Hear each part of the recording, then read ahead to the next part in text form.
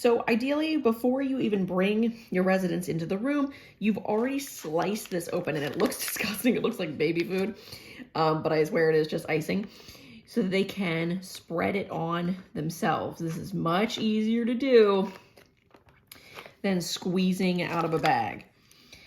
And yes, oh gosh, people living with dementia can use knives. They can use butter knives, okay? They can use knives. Please let them have butter knives. You have everything already open. This is not going to be pretty by any stretch of the imagination, because I'm just doing this and my house is falling apart. So hopefully you have better skills than us. Oh my God.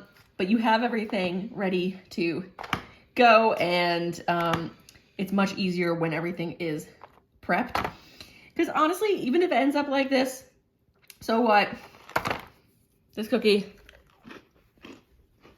still pretty good.